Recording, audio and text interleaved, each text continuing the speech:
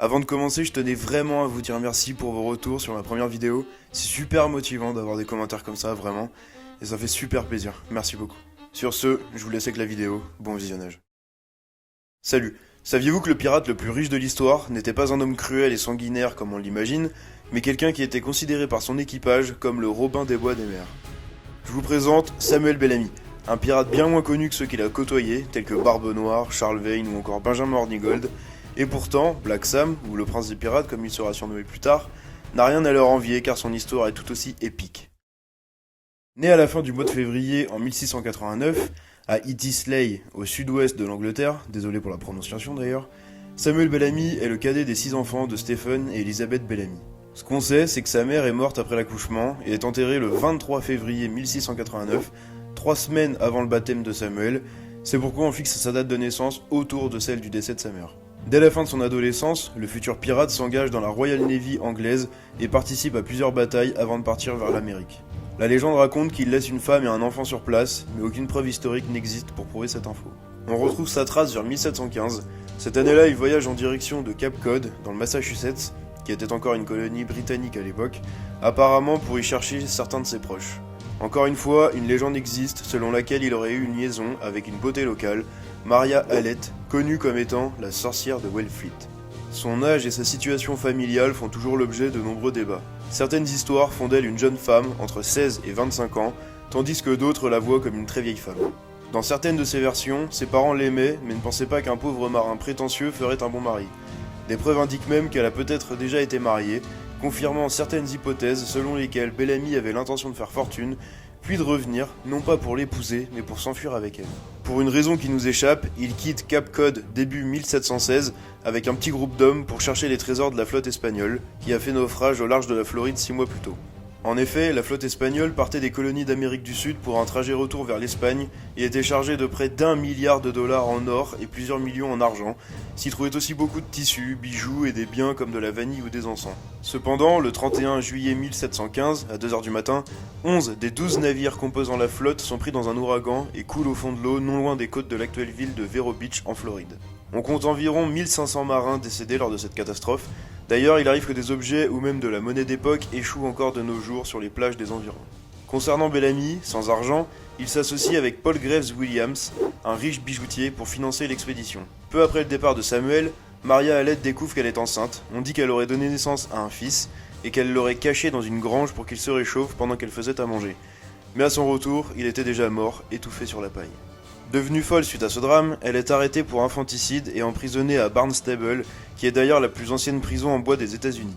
Elle est rapidement relâchée mais sera bannie de la ville peu de temps après et ira se réfugier à Eastham en attendant le retour de Bellamy. Les chasseurs de trésors ont apparemment rencontré peu de succès car ils se sont rapidement tournés vers la piraterie dans l'équipage du capitaine Benjamin Hornigold qui commandait à ce moment-là un navire appelé la Marianne, aidé de son second, un certain Edward Teach, bientôt connu sous le terrible nom de Barbe Noire.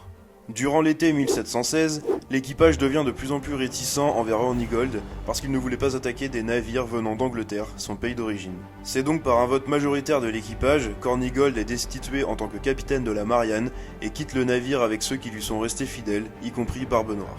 Bellamy est ensuite nommé capitaine par les 90 membres d'équipage restants. Après avoir capturé un deuxième navire, le Sultana, et avec l'approbation de l'équipage, il l'intègre à sa flotte et désigne son ami Paul Graves Williams comme commandant du Marianne. Cependant, la plus grande capture de Samuel arrive au printemps 1717, lorsqu'il aperçoit le Whydah Galley naviguer entre Hispaniola, l'île Haïti et la République dominicaine se partagent, et Cuba. Le Whydah Galley, qui avait pour capitaine Lawrence Prince, était un navire tout simplement énorme. Un grand 3-mâts de 31 mètres de long, possédant 18 canons et qui servait à transporter des esclaves pour le commerce triangulaire. Pour rappel, ce commerce consistait à charger les navires qui partaient d'Europe avec des armes et des produits européens, afin qu'ils les échangent contre des esclaves en Afrique de l'Ouest, pour ensuite les revendre en Amérique contre de l'or, du sucre ou du tabac, dans le but de revenir en Europe pour liquider tout ça, et ainsi de suite. Bellamy l'a chassé pendant 3 jours avec ses 2 navires, avant de l'avoir à portée de tir. Cependant, Lawrence Prince abandonna le combat sans qu'aucun coup de canon ne soit tiré. Quand Bellamy le capture, le navire venait de finir son 2e voyage, c'est-à-dire celui qui partait d'Afrique pour aller aux Caraïbes. Le Whydah Galley était donc chargé d'énormes richesses, de l'or, de l'indigo et d'autres produits de grande valeur, tout ça grâce à la vente de plus de 300 esclaves. Afin de remercier Lawrence Prince de s'être rendu sans livrer bataille, Bellamy lui donne le sultanat en échange, accompagné de quelques trésors, et transfère le reste de son chargement vers le Whydah Khalil, qui passe alors à un total de 28 canons, une vraie machine de guerre pour l'époque. Bellamy aurait alors fait un discours devenu célèbre. « Je suis un prince libre, je peux faire la guerre au monde entier, je suis aussi puissant que celui qui commande une flotte de 100 navires sur mer ou une armée de 100 000 hommes sur terre. » Un discours très prétentieux en effet, mais pour rappel, Bellamy vivait en plein âge d'or de la piraterie, et le zèle dont faisaient preuve les pirates à cette époque menaçait directement le commerce de plusieurs empires coloniaux, autant dans les Caraïbes que dans l'océan Indien. Certains étaient tellement riches et puissants qu'ils étaient devenus de véritables légendes vivantes, c'est le cas de Barbe Noire par exemple. Souvent, à la simple vue de son pavillon, les navires pris en chasse se rendaient sans se battre. Le capitaine Samuel Bellamy, maintenant connu sous le nom de Black Sam, était connu de ses contemporains comme un homme grand, fort, bien élevé et très poli. Il aimait les vêtements chers, en particulier les manteaux noirs, et ses armes préférées étaient 4 pistolets qu'il portait toujours à sa ceinture. En tant que capitaine, son style de commandement était presque démocratique. Son équipage l'aimait beaucoup et le qualifiait de Robin des Bois des Mers, eux-mêmes se considéraient comme une famille. C'était aussi un très bon tacticien, il avait 2 navires sous son contrôle. Son navire amiral, le Whydah Khalil donc, était puissant et avait une grosse puissance de frappe, alors que son second, le Marianne, commandé par Paul Graves, était léger mais rapide, ce qui lui faisait un bon équilibre. C'est grâce à des attaques bien coordonnées qu'ils ont réussi à capturer beaucoup de navires sans subir de pertes. À peine 2 mois après la capture du Whydah Khalil, Paul Graves voulait rendre visite à sa famille sur Rhode Island. Bellamy a donc navigué seul pendant quelques temps et se dirigeait vers le Maine afin de retrouver son compagnon. Malheureusement, le 26 avril, il est pris dans un violent ouragan au large de Cap Cod, à environ 150 mètres des côtes de ce qui est aujourd'hui Wellfleet. Pendant la catastrophe, les mâts se cassent et font chavirer le navire qui coule rapidement, entraînant avec lui les 146 hommes d'équipage. Seuls 2 réussirent à rejoindre la plage. 144 corps sont ensuite retrouvés et enterrés par le croque-mort du village, laissant les 42 restants introuvables. Le Marianne a également fait naufrage cette nuit-là à plusieurs kilomètres au sud du Whydah, laissant 7 survivants supplémentaires. Les 9 rescapés des 2 navires ont été capturés et poursuivis pour piraterie à Boston, et 6 d'entre eux ont été condamnés le 22 octobre 1717 et pendus 1 mois plus tard. 2 ont été libérés, le tribunal croyant leur témoignage selon lequel ils avaient été contraints à la piraterie.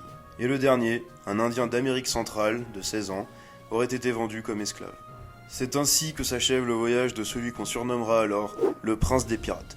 Car lors du naufrage, on estime son butin total, accumulé par le pillage de plus de 50 navires, à plusieurs centaines de millions de dollars actuels, ce qui en fait le pirate le plus riche et prolifique de l'histoire. En juillet 1984, Bellamy refait parler de lui, car l'épave du Whydah est retrouvée et authentifiée grâce à la cloche du navire sur laquelle il est inscrit Whydah Khalil 1717. Plusieurs légendes racontent qu'il aurait survécu au naufrage et se serait fait passer pour un charpentier afin d'être libéré. Il serait donc le 2e survivant du naufrage avec l'Indien. En février 2021, des os sont retrouvés et suspectés comme étant les restes de Black Sam, mais on n'en sait pas plus et les tests ADN sont toujours en cours. Si son histoire vous intéresse, je vous conseille la série documentaire sur Netflix Dans le sillage des pirates, dans laquelle Bellamy fait une apparition. Pareil, si jamais vous voulez une autre série sur la piraterie, vous pouvez regarder Black Sails. Les pirates les plus connus y sont présents, mais l'histoire qu'elle raconte est une histoire fictive inspirée de faits réels. La première saison est d'ailleurs centrée sur la traque de l'Urca de Lima, le plus gros navire de la flotte espagnole ayant fait naufrage. Pour finir, sachez qu'en 1716, au début de sa carrière, Bellamy a navigué quelque temps aux côtés d'Olivier Levasseur, un pirate français, qui partira ensuite vers l'Amérique du Sud pour piller les Espagnols, puis vers l'océan Indien. De toute façon, je vous ferai un épisode sur ce personnage parce que son histoire est vraiment intéressante, notamment parce qu'il est à l'origine du manga One Piece. Mais ça, c'est une autre histoire. Bon voilà, cet épisode est à présent terminé, j'espère qu'il vous aura plu. Si c'est le cas, dites-le moi en commentaire, et n'hésitez pas à liker la vidéo et à vous abonner en activant la cloche, merci beaucoup. Vous pouvez aussi me suivre sur Instagram et Twitter, les liens sont dans la description. Sur ce, je vous dis à bientôt dans un autre épisode d'Histoire résumée.